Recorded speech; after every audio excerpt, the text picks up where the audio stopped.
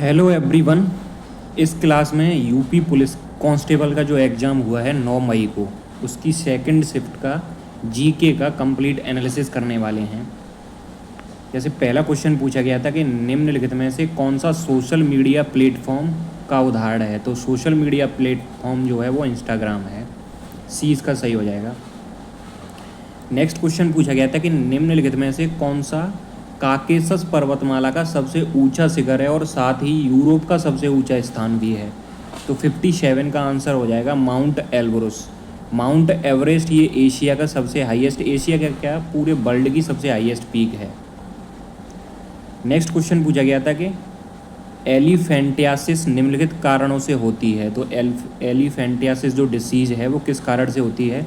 58 का आंसर हो जाएगा आपका ए, जो फिलेरियल वॉर्म्स होते हैं या कृमि बोला जाता है हिंदी में, उनकी वजह से होती है। नेक्स्ट क्वेश्चन पूछा गया था कि निम्नलिखित में से कौन सा इम्पल्स का एसआई मात्रक है, एसआई यूनिट ऑफ इम्पल्स, तो 59 का आंसर हो जाएगा आपका सी, न्यूटन सेकेंड। प्रति सेकंड कितना फोर्स लग रहा है उसे ये इम्पल्स बोला जाता है। नेक्स्ट क्वेश्चन पूछा गया था कि 2026 के अनुसार भारत का सबसे बड़ा ऊन उत्पादक राज्य कौन सा है, तो 60 वाले का आंसर हो जाएगा आपका राजस्थान।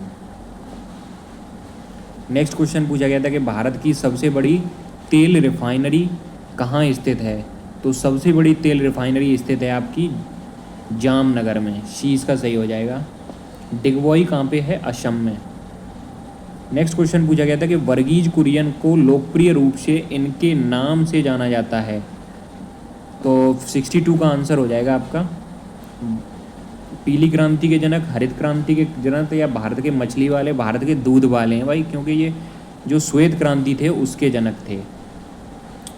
हरित क्रांति के जनक कौन थे, उनका नाम कमेंट सेक्शन में बताना है आपको, वर्ल्ड में और भारत में, क्योंकि ये आगे वाली शिफ्ट में आपसे पूछा जा सकता है। नेक्स्ट क्वेश्चन पूछा गया था कि किस अंतरिक्ष एजेंसी ने जुड़वा उपग्रह ट्रेसर्स मिशन लॉन्च किया है, तो 63 का आंसर हो जाएगा आपका बी, नासा द्वारा।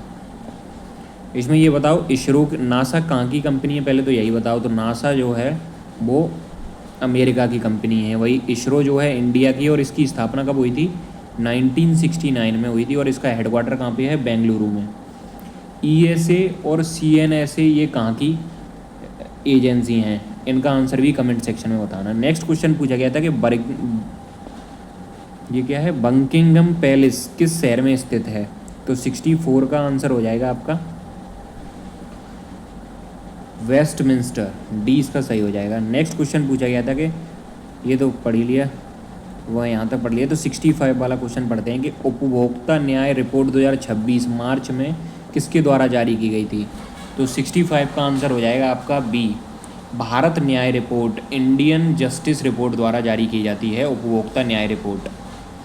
नेक्स्ट क्वेश्चन पूछा गया था कि निम्नलिखित में से कौन सा भारतीय राज्य नेपाल के साथ सीमा साझा नहीं करता, तो नेपाल के साथ सीमा साझा कौन सा नहीं करेगा, उत्तराखंड, बिहार, सिक्किम और असम। तो ऑब्वियस सी बात है कि इसका आंसर 66 का हो जाएगा आपका डी, असम।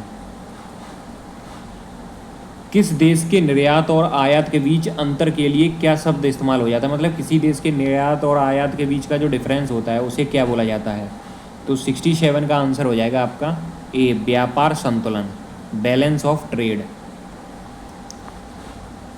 नेक्स्ट क्वेश्चन पूछा गया था कि किस देश ने 2026 में एशिया और प्रशांत क्षेत्र में प्राकृतिक आपदाओं के प्रति सामुदायिक लचीलेपन को मजबूत करने के लिए 10 मिलियन अमेरिकी डॉलर के योगदान की घोषणा की थी, तो 68 का आंसर हो जाएगा आपका डी, संयुक्त राज्य अमेरिका।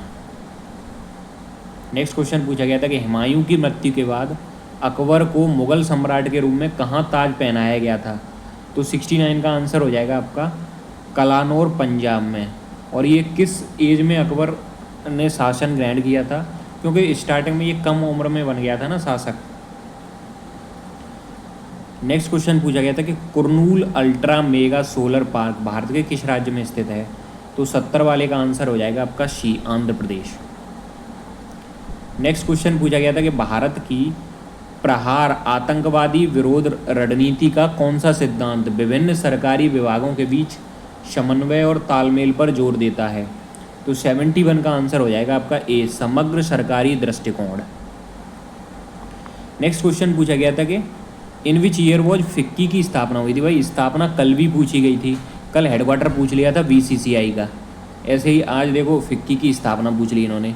तो फिक्की की स्थापना हुई थी आपकी 72 का आंसर हो जाएगा 1927। 1927 को उससे भी याद रखना कि भारत में जो साइमन कमीशन था वो 1927 में ही आया था। इसका विरोध किया गया था क्योंकि जो इसमें टोटल मेंबर थे वो अंग्रेज़ थे, इसलिए इसका विरोध हुआ था। ईयर जब भी देखिए ना तो उससे रिलेट करके दूसरे ईयर याद करा करो, तो आपको लंबे समय तक याद रहेगी। 1956 में किसकी स्थापना हुई थी? डीआरडीओ की स्थापना हुई थी, ये भी याद रखना। और डीआरडीओ का हेडक्वार्टर कहाँ पे है? दिल्ली में। नेक्स्ट क्वेश्चन पूछा गया था कि केंद्रीय बजट 2025-26 में घोषित नई आयकर व्यवस्था के तहत कितनी आय वाले व्यक्तियों को शून्य आयकर देना होगा, मतलब उन्हें उन पर कोई टैक्स नहीं लगेगा। तो 73 का आंसर हो जाएगा आपका डी। अगर 12 लाख तक आप कमाते हो तो कोई आप पे टैक्स नहीं लगेगा, 12 लाख से अगर ऊपर कमाते हो एक साल में तो आप पे टैक्स लगेगा। नेक्स्ट क्वेश्चन पूछा गया था कि भारत के किस राज्य ने देश के पहले लाइट हाउस महोत्सव की मेजबानी की थी? तो 74 का आंसर हो जाएगा सी, महाराष्ट्र। नेक्स्ट क्वेश्चन पूछा गया था कला के क्षेत्र में कौन सा पद्म भूषण 2026 पुरस्कार विजेता कर्नाटक से संबंधित है? तो 75 का आंसर हो जाएगा आपका बी, शतावधनी आर गणेश, 20 का सही हो जाएगा। नेक्स्ट क्वेश्चन पूछा गया था कि भारतीय संविधान के किस अनुच्छेद के तहत राज्य विधानसभाओं में एंग्लो इंडियन समुदाय का प्रतिनिधित्व प्रदान किया गया था? तो 76 का आंसर हो जाएगा आपका अनुच्छेद 331। 368 में क्या दिया गया है? 368 में दिया गया है आपकी संविधान संशोधन। नेक्स्ट क्वेश्चन पूछा गया था निम्नलिखित में से पोलैंड की, देखो भाई यूपी पुलिस अगर मुद्रा से क्वेश्चन न पूछे ना तो उसे यूपी पुलिस कहाँ कहेंगे भाई, क्योंकि हर शिफ्ट में इनका मुद्रा से फिक्स है कि क्वेश्चन आना ही है। निम्नलिखित में से पोलैंड की आधिकारिक मुद्रा कौन सी है? तो 77 का आंसर हो जाएगा आपका पॉलिश ज्लॉटी। नेक्स्ट क्वेश्चन पूछा गया था कि मुक्तिका उपनिषद के अनुसार कुल कितने उपनिषद हैं? According to the Muktika Upanishad how many Upanishads are there in total? 78 का आंसर हो जाएगा 108।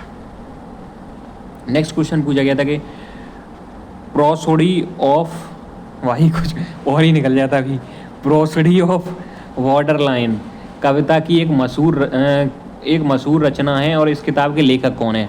देखो 2 टॉपिक हैं आपके, 2-3 टॉपिक मैं बता देता हूँ जो आपको रिवाइज करके जाना है। बुक आप रिवाइज कर लेना क्योंकि 1-2 क्वेश्चन हर शिफ्ट में आ रहे हैं, प्लस करेंसी रिवाइज कर लेना, प्लस जो डे होते हैं कि जैसे अंतर्राष्ट्रीय प्रकाश दिवस, ऐसे जो डे होते हैं ना वो रिवाइज कर लेना। ये 3 टॉपिक हैं जिनसे तो हर शिफ्ट में क्वेश्चन आ रहा है। तो इसके बारे में बात करते हैं। 79 में पूछा गया है प्रोसोडी ऑफ बॉर्डर लाइन किसकी किताब है? तो 79 का आंसर हो जाएगा आपका ए, रीतम की। अब ये बताओ कि गीतांजलि बुक किसकी है? काफ़ी फेमस बुक है, रविन्द्रनाथ टैगोर की है और इन्हें 1913 में इस किताब के लिए नोबेल प्राइज़ मिला था, तो ये वाली बुक भी याद रखना। नेक्स्ट क्वेश्चन पूछा गया था कि अंतर्राष्ट्रीय प्रकाश दिवस हर साल किस तिथि को मनाया जाता है? तो इसका आंसर हो जाएगा 16 मई। नेक्स्ट क्वेश्चन था 81, निम्नलिखित में से कौन सा व्यक्ति अनहैप्पी इंडिया नामक पुस्तक का लेखक है? देखो अभी तक आपने ऑब्जर्व किया होगा ये दूसरी किताब पूछ ली इस शिफ्ट में। कल भी जो मैंने एनालिसिस कराया था उसमें भी 2 किताबें थीं और आपके डे भी पूछे गए थे 2 और करेंसी तो भाई पूछी जाती है, करेंसी एक ही पूछी गई थी। 81 का आंसर हो जाएगा आपका बी, लाला लाजपत राय की है अनहैप्पी इंडिया। रविन्द्रनाथ टैगोर की मैंने बता दी।